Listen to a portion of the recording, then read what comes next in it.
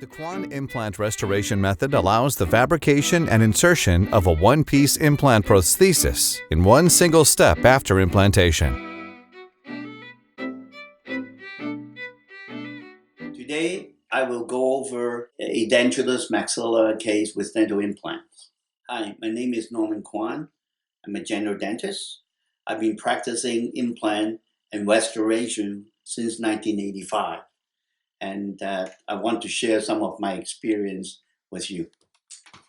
So today I'm going to discuss the restoration of the Edentulous maxilla with dental implant. This is probably one of the most difficult cases that one would encounter because there's a lot of requirements like stability, aesthetics, function, and that in conjunction with the limited the quantity and the quality of bone in the maxilla. So what I'm showing you is the concept that I have been start using since 1995. The prosthesis is a one-piece crown and bridge type. It's a metallic with porcelain, screw retained, and the most important one is the engaging restoration. Without that engagement, that the prosthetic complication is going to be very frequent and sometimes catastrophic. So I'm going to run through the case with you. First of all, the implant we use is a standard Bronner implant with an external hex. But instead of using it by itself, what we have done is that we have designed and manufactured an index healing abutment. And in addition, we put it prior to a surgery, implant placement, we have pre-connected, pre-assembled that index healing abutment to that Bronner implant, a screw implant. As such, you can see, okay, this is a hex abutment, which is screwed into the standard Bronner implant. So now keep in mind, this is 1996. At that time, I religiously believe in using the surgical guide, surgical planning, which I found it sort of useless after I've done in many cases. And so nowadays, when I see people using this surgical guide with digital produce, using the CBCT scan, those things I found it very not necessary. Later on, I will explain why this is the case. So, nevertheless, 1996, I believe in the surgical guide, the importance of it. So I make this a clear surgical stand, and with even more finer positioning of the implant itself, and try to place it as you can see it. So in addition, at that time, I found it as more useful to use the abutment where everybody can see as a surgical position. So instead of telling them what the position of the implant is, I was trying to tell people that use the abutment that is obvious. So if you know the position of the abutment, the implant position will follow. That is the concept. So as you can see, once we have the full thickness flap open under local anesthesia, we put in the surgical guide and that try to precisely place the implant as was planted in the treatment planning model. So this is the central incisor. This is the left central incisor, and I'm about to put the cuspid position here. And on the right side of your screen, or left side of your screen, there will be the left cuspid, or we call it number 7, number 6, or 1-3, we call it in Canada. So after the precise placement of the abutment, okay, so instead of saying the implant, at that time I was thinking, gee, abutment position is really where the prosthesis is going to be linking to. So it's more important to talk about the abutment position instead of the implant position, which nobody can see. Okay, so we situate it and leave the healing abutment in place as a single stage healing, because we have prior to this concept, we have done testing to at that time to prove there's no difference in terms of survival rate in terms of submerged healing versus the this kind of non-submerged healing. Basically, just leaving the healing abutment there and let it heal around it. So after a couple of weeks of healing, you can see the attached gingiva form a very tight adhesion to the titanium healing abutment. So before prosthetic procedure, we have to actually have a spacer, or we call it a healing ball, meaning just basically make the soft tissue peel away from the healing abutment, okay, to allow us to manipulate or to start the prosthetic process.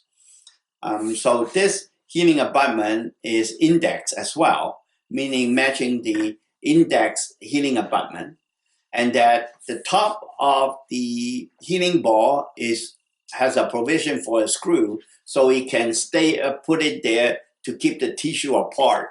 Usually after 1 week, the tissue will be opened up quite nicely. So after 1 week, we remove the healing ball, and then we reattach what we call is a transfer coping. But it's essentially the same healing ball as we used previously to open up the tissue. We call that to profile the soft tissue. But in this case, we use a long healing ball. So to allow the impression material to flow underneath the bridges of between the healing ball, and then help to lift up all the healing ball in one step. So all the timing of each axis are maintained, which is a very important point. As we go along, further along, we will go into more about the advantage of the axis, the timing of it, the engagement of it, and the stability, or what we call it, the retention, and also the resistance of this specifically indexed healing abutment, which is very useful. So after we remove the wash impression with basically polyvinyl siloxane material, and you can see the index part of the healing transfer coping with this axis maintained, and the timing of each in en masse, so to speak, or the timing of each and every one of them are related in a specific manner. And this is a very important point. So after removal of the healing abutment of the healing ball, you can see the healing abutment in place, and the soft tissue or the attached gingiva basically is very important in terms of the long-term survival, which I will explain again later on in different sessions. So we have 8 healing ball, the 1-1 and the 2-1 incisor, and the left cuspid and the right cuspid, and also posterior support.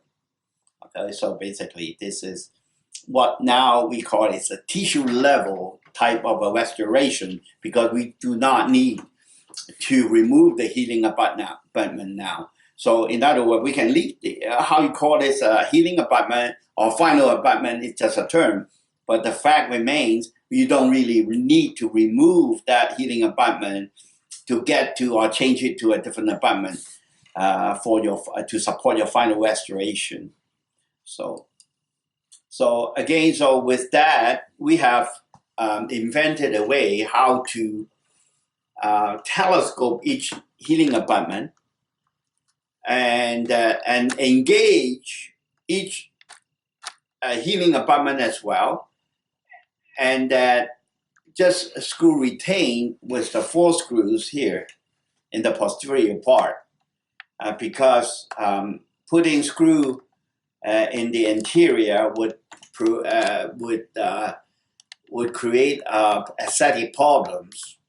So we just basically retain the whole framework with 4 screws, and then this framework, then we can put porcelain on it, and then this is the final prosthesis inserted into the 8 implant for the edentulous maxilla. Okay, and this is how it goes. And in the beginning, we were using different type of material, not porcelain yet. We were using some acrylic type, or we call specifically called isocyt material, which have its own problem over time. And nevertheless, in 1996, we were basically start this type of restoration with the same healing abutment, index healing abutment, is the same restorative protocol with the same type of restoration, and continue that for the next 25 years until today. We have not changed any of the protocol nor the material except for the porcelain part of it. So this is the final X-ray that forget about the lower one, because they are just the regular high water type of a Browner mark for the lower, but in the maxilla, because of the function requirement, like aesthetics, phonetics, and aesthetics, phonetics, and function. So we have to create this one-piece screw retain porcelain bonded to metal engaging type of a restoration, which we will continue to clinically validate for the next 25 years. And so all the cases that you will see will be of similar type of restoration. So the next one, what I will do is to show you exactly the same case, but after 10 years in function. And this prosthesis for this patient happened to a permanent one, meaning a lifetime. And she passes away maybe about 13 years after the prosthesis was fabricated. Thank you very much for watching. If you have any questions, comments, or cases, please comment below or email me.